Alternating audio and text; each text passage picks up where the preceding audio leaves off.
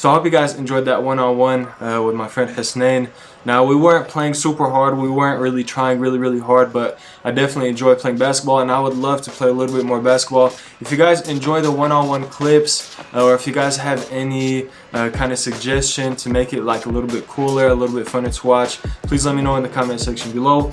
But in terms of my training regimen, let's go ahead and roll the clips for the workout footage. So I started off with chest the day before, and then I deadlifted the next day. So of course we got to warm up, and I always warm up with just light weight and do a whole bunch of repetitions. But my chest, my bench has been feeling really good lately.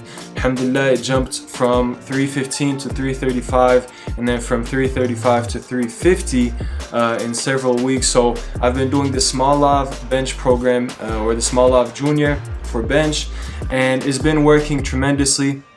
And I'd highly recommend you guys try it if you're trying to get a stronger bench, because I know a lot of people through personal training and just through experience who struggle on the bench press and increasing their bench press. And for a very long time, I also struggled a lot with the bench press and just increasing it. So I finally found a program that works for me. Now, in terms of the Smolov and how you should do it, how I did it personally, if you could follow it day-to-day basis, that'd be amazing. However, if you guys know anything about the Smolov, you know it's a very challenging and rigorous program, whether it's for bench or whether it's for deadlift or squatting. Smolov in general is a very tough program to complete. And so what I've personally been doing is, on the days that I feel good, I don't use a slingshot. I go, true percentages based off the Smolov, and I just do it with the elbow sleeves, which have been helping tremendously, especially with my elbow tendonitis, and they just make my arm feel so much more secure. So I'd highly recommend you guys check out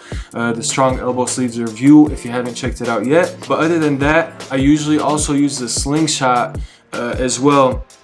And the reason I use a slingshot, I've also got a review on that. What it essentially does is it takes the pressure off your chest tendon, your bicep tendon, and it just helps you pretty much complete the pressing movement after your elbow passes 90 degrees. So when you're resting the bar on your chest, there's a lot of stress on the slingshot, but once you finally get the bar off your chest, the slingshot really doesn't help at all. So it's good for finishing out your benching movement. It just helps you if you're really overloading a lot on bench press, just to keep your chest safe and ensure hopefully that you don't get any chest tears or bicep tears. Now, in terms of the frequency that I've been training bench, I've been benching about 2 to 3 times a week. With the Smolov, you're supposed to bench 4 times a week, I know, but it's honestly a little bit too much at this point. And there's a lot of overloading that I feel like, a lot of exhaustion that I've been feeling lately with the training. So especially with the fact that I'm also trying to get a heavier deadlift and then also maintaining my squat, it's very challenging, and I'm still trying to figure out how to put everything together. But right now what I'm doing is benching, squatting, and deadlifting at least 2 times a week. Now that frequency might change based off of my needs. So for example, the deadlift, my lower back has been very sore, and there's a lot of research saying that you shouldn't really deadlift more than 1 to 2 times a week. And so my deadlifting frequency might go down a little bit, and I might focus on more accessory work throughout the week. And with the benching, I might stick to 2 to 3 times per week, and then with the squatting, I might squat on the same day that I bench press. That way I don't have to overload my muscles and my central nervous system too much throughout the week. So that's it for the bench progression. Now, in terms of the deadlifting progression, I've been doing conventional deadlift for a very long time, and I've known about the Sumo Deadlift for years, but I never really tried to progress or get stronger at it. So with the fact that my lower back has been very sore, very tight, I've made the transition into Sumo Deadlifting, and my lower back feels much better. There's a lot less strain on my lower back However, I do feel a lot more strain on my mid to upper back just because of the way you have to hold the bar and the way you have to contract your lower traps when you're lifting the bar. And that's one thing that I'm really weak at, is my traps. I don't think they're very strong compared to my body weight, so I've really got to focus on my traps. And I think I'm gonna stick with the Sumo Deadlift and really try to get that stronger and focus on that, focus on my form and all that good stuff. Now, another thing that I wanted to talk about was the hook grip. As you guys can see in my deadlifting video, I'm trying to use the hook grip as much as I can because I've been struggling a lot with my grip. And so I've done a little bit of research on different kinds of grips that you can use for deadlifting. There's the alternate grip where you have one hand supinated, one hand pronated, which pretty much means one palm is facing away from you, one palm is facing towards you. That's good. However, you do risk tearing your bicep tendon, and I definitely don't want to do that. So I want to get used to the hook grip. You obviously have the regular overhand grip as well.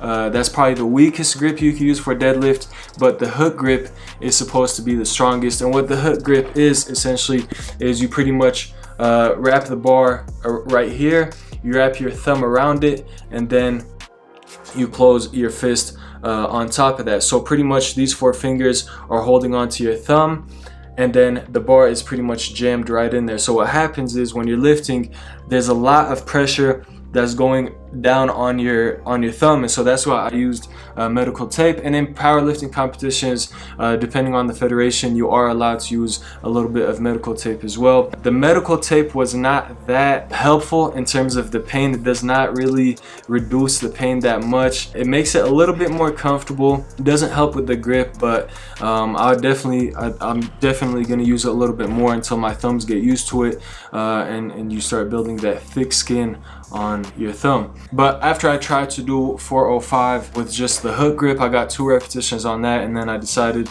I'm gonna go back to the figure 8 straps, which are amazing if you also have really bad grip strength and grip problems. So if you guys don't have the figure 8 straps and you guys want to deadlift heavy or see how heavy you could deadlift without focusing so much on grip, I'd highly recommend looking into the figure 8 straps. But at the same time, I'm going to start focusing on my grip strength as well, and just trying to use the hook grip as much as I can so my thumbs and my hand can get used to it. So that's pretty much it for the benching and deadlifting session.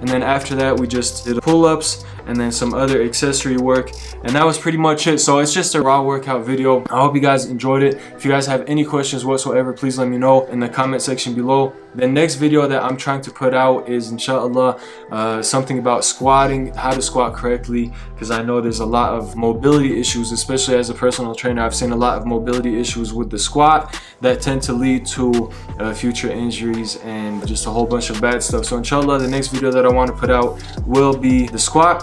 But if you guys have any questions, again, leave it in the comment section below. If you guys made it this far, please don't forget to subscribe and drop a like. Question of the day: what are the 4 rotator cuff muscles? Don't Google it. Let me show you guys how I do it. Ready?